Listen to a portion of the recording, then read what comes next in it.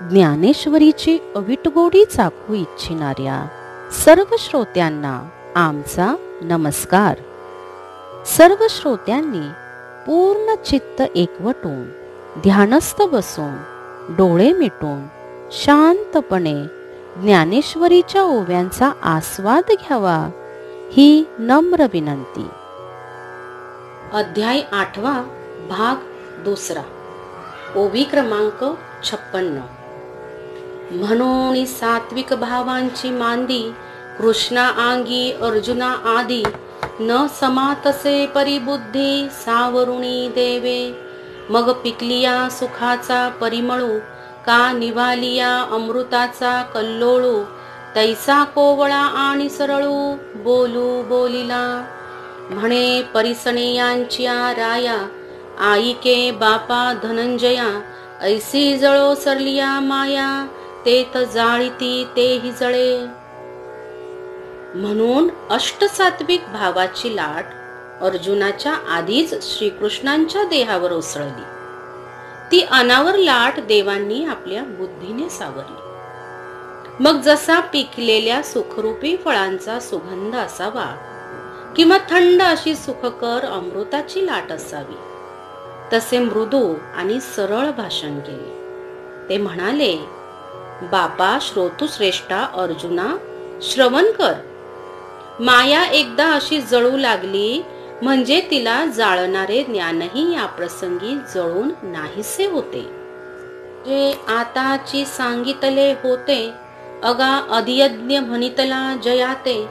जे आदिची तया माते जाणूनी अंती. ते देह झोळ ऐसे मानूनी ठेले आपण पे आपणची होऊनी. जैसा मठ गगना भरुणी गगनीची असे. ये प्रतितीचिया माझ घरी तया निश्चयाची गोवरी. आली म्हणून बाहेरी नभेचिसे. ऐसे सबाह्य ऐक्य संचले मीही होऊनी असता रचिले. बाहेरी भूतांची पाचही खवले नेनताची पडिली. उभया उभे पण नाही जयाचे मा पडिलिया गहन कवन तयाचे. म्हणून प्रतितीचिये पोटीचे पाणी न हाले.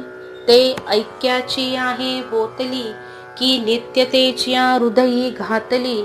जैसी समर समुद्री धुतली रुळेचिना. पै अथावी घट बुडाला तो आत बाहेरी उदके भरला. पाठी दैवगत्या जरी फुटला तरी उदक काय फुटे. अर्जुना, ज्याला अधियज्ञ म्हणतात ते मला जिवंतपणी आणि मृत्यूसमयी जाणतात. ते मी तुला आताच सांगितले आहे. ज्याप्रमाणे मठ हा पोकळीने भरून पोकळीत असतो त्याप्रमाणे ते पुरुष देह मिथ्या आहे अशा विचाराने जाणून घेऊन आपणच आत्मरूप होऊन आपल्या ठिकाणी असतात. अशा ब्रह्मानुभवी माझ घरातील निश्चयरूपी खोली त्यांना प्राप्त झाली म्हणून बाह्य विषयाचे त्यांना स्मरण होत नाही. याप्रमाणे अंतर्बाह्य मद्रूपता प्राप्त झाल्यामुळे बाहेरील पंचमहाभूतांच्या खपल्या म्हणजे देह केव्हा पडला हे त्यांना कळतही नाही. जिवंतपणी शरीर उभे असताना त्याला जेथे परवा नाही तेथे शरीर गळून पडल्याने संकट काय वाटणार. म्हणून अशा प्रसंगीही त्याच्या ब्रह्मानुभवाची तिळमात्र डळमळ होत नाही. ती अनुभूती म्हणजे जणू काय एकतेची ओतीव पुतळी नित्यत्वाच्या चौकटीत बसवलेली असते. समरसतेच्या समुद्र जलाने स्वच्छ धुतलेला तो अनुभव पुन्हा मळत नाही. खोल पाण्यात बुडालेला घट जसा आतून बाहेरून पाण्याने भरलेला असतो अशा अवस्थेत दैवयोगाने तो पाण्यात असतानाच फुटला तर त्याच्या बरोबर पाणी फुटते का. नातरी सर्पे कवच सांडिले का उबारेन वस्त्र फेडिले. तरी सांगपा काही मोडले अवेवा माझी. तैसा आकारू हा अहाच भ्रंशे वाचूनी वस्तू ते साचलीची असे. तेची बुद्धी झालिया विसकुसे कैसे नियाता.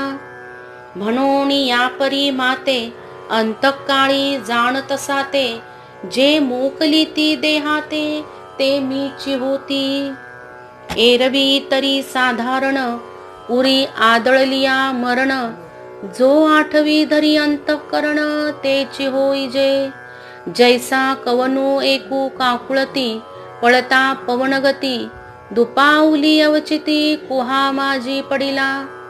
आता तया पडनया आरवते पडणे चुकवावया परवते. नाही म्हणून तेथे पडावेची पडे. तेवी मृत्यूचेणी अवसरे एके. जे येऊनी जीवासमोर ठाके. ते होणे मग न सुके भलतया परी. आणि जागता जव असिजे तव जेने ध्याने भावना भाविजे. डोळा लागत खेवो देखिजे तेची स्वप्नी. जर सापाने कात टाकली किंवा एखाद्याने उकडते म्हणून वस्त्र टाकले तर असे करण्याने त्याच्या अवयवाची मोडतोड होते काय. त्याप्रमाणे वरवर भासणारा शरीररूपी आकार नाहीसा झाला तरी आतील आत्मवस्तू जशी सर्वत्र भरली आहे तशीच आहे. मग जी बुद्धी या ब्रह्मस्वरूपाशी समरस होऊन ब्रह्मच बनली, त्या बुद्धीचा देहपाताच्या वेळी निश्चय कसा डगमगेल. म्हणून अंतकाळी मला जाणून जे देह सोडतात ते मद्रूपच होतात. सर्वसाधारण असा नियम आहे की मृत्यूसमयी अंतःकरणात ज्याचे स्मरण असते तीच गती त्याला प्राप्त होते. जसा एखादा भयभीत होऊन जीवाच्या आकांताने पळत असताना दोन्ही पाय घसरून अचानक आडात पडला आणि पडण्यापूर्वी त्याला न पडण्यासाठी सावरणारे कोणी नसल्यामुळे पडल्याशिवाय गत्यंतर नव्हते, त्याप्रमाणे अंतकाळी जे त्याच्या समोर येऊन उभे राहते त्याच्याशिवाय एकरूप होणे त्याला कोणत्याही प्रयत्नाने टाळता येत नाही. आणि मनुष्याला जागेपणी मनाने ज्याचा ध्यास लागतो तेच त्याला झोप लागली की स्वप्नात दिसते. तेवी जितेनी अवसरे जे आवडोनी जीवी उरे. तेची मरणाची आमेरे पार हो लागे. आणि मरणी जया जे आठवे तो तेची गती ती पावे. म्हणून सदा स्मरावे मातेची तुवा. ज्याप्रमाणे जिवंत असताना अंतःकरणात जी आवड असते त्याबद्दलचे प्रेम मृत्यू समयी अधिकच वाढते आणि तो त्याच गतीला जातो. असे आहे म्हणून तू नेहमी माझेच स्मरण कर. डोळा जे देखावे का कानी हण ऐकावे. मणी जे भावावे बोलावे वाचे. ते आत बाहेरी आघवे मीची करुणी घालावे. मग सर्वी काळी स्वभावे मीची आहे. अगा ऐसिया जरी जाहलिया मग न मरी जे देह गेलिया. मा संग्रामू केलिया भय काय तुझ. तू मनबुद्धी साचेसी जरी माझिया स्वरूपी अर्पिसी. तरी मातेची गा पावसी हे माझी भाक.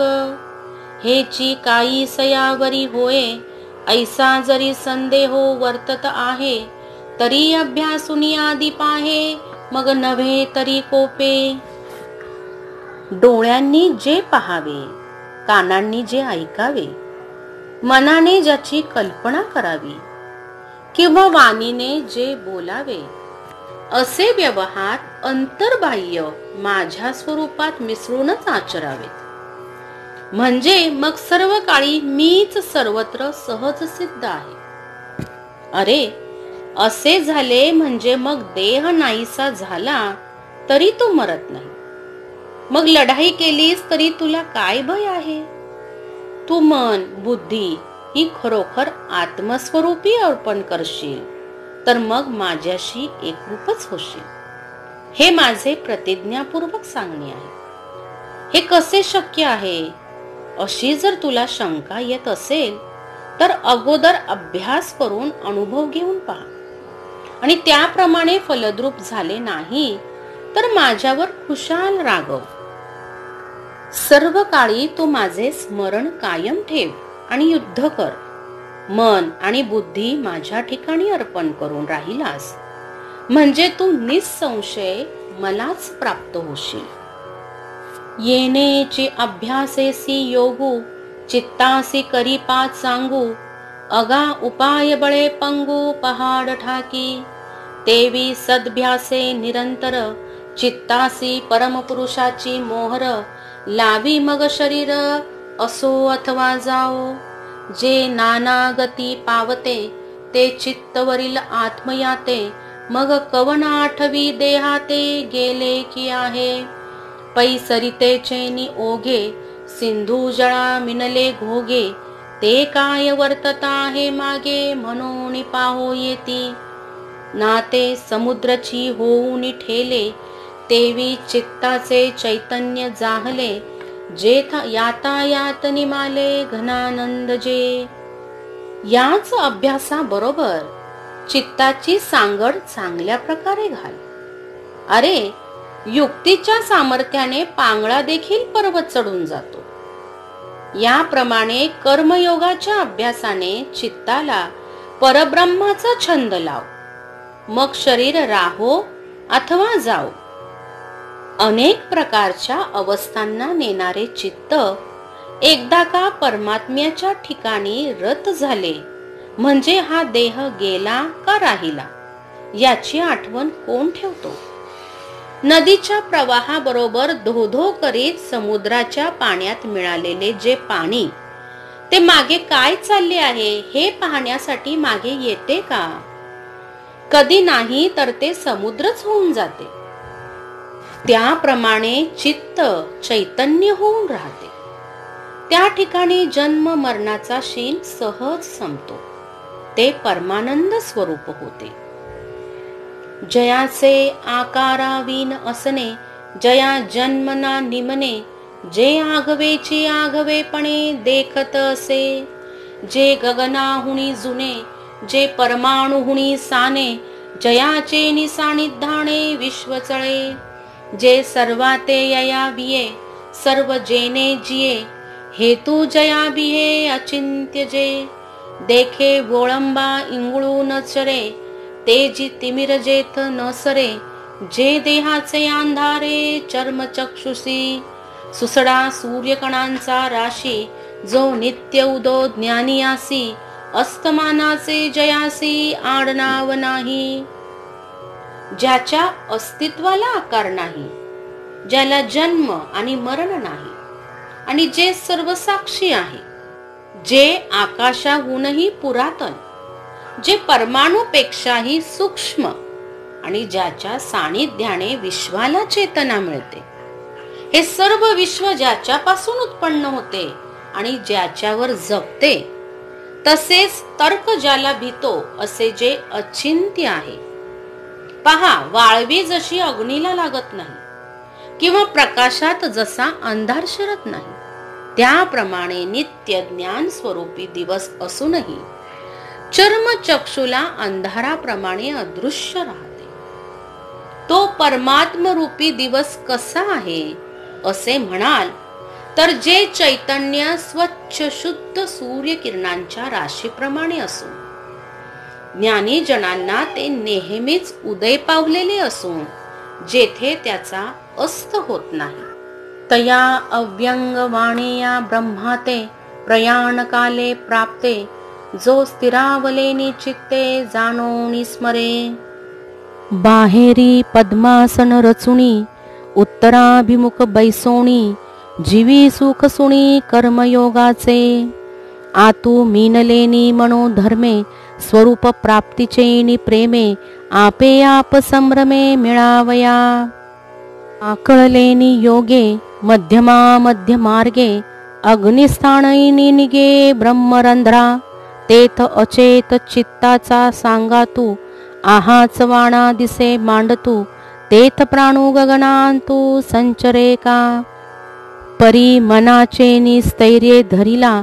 भक्तीची भावना भरला, योग बळे आवरला सज्ज होऊनी, तो जडा जडा ते विरवितू, भ्रूलता माझी रचतू, जैसा घंटा नादलयस्तू घंटेसीच होय, का झाकलिये घटीचा दिवा, नेनिजे काय जाहला केव्हा, या रीती जो पांडवा देह ठेवी, तो केवळ परब्रह्म, जया परमपुरुष ऐसे नाम, ते माझे निजधाम होऊन ठाके. सकळा जाणणे या जे लानी, तिये जाणीवेची जे खाणी, तया ज्ञानियांची आयणी, जया ते अक्षर म्हणिपे.